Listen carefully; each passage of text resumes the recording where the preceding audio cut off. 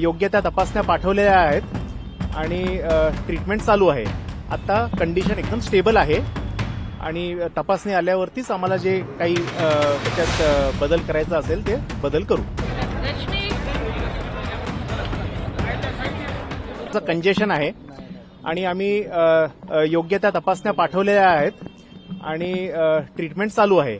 आता कंडिशन एकदम स्टेबल आहे आणि तपासणी आल्यावरतीच आम्हाला जे काही त्याच्यात बदल करायचा असेल ते बदल करू.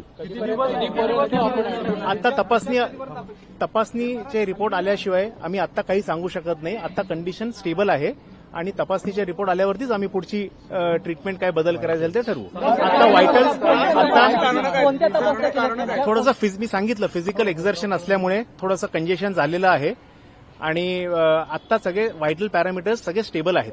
काळजी करण्यासारखं काही आता तरी काही नाही. आणि पवार साहेब आता रूम मध्ये आहेत, आयसीयू मध्ये नाही आहेत. Physical exertion, there was some congestion in the chest. We have sent the appropriate investigations and started the appropriate treatment. The further modifications in the treatment will be decided once we get the investigation reports. He is admitted to a private room and at the moment all the vital parameters are stable. By vital parameters you mean the oxygen level, the blood pressure, the saturation, everything has been normal. See, it is because of physical exertion 2-3 दिवसापासून त्रास असेल. सरांच्या 2-3 दिवसापासून त्रास आहे.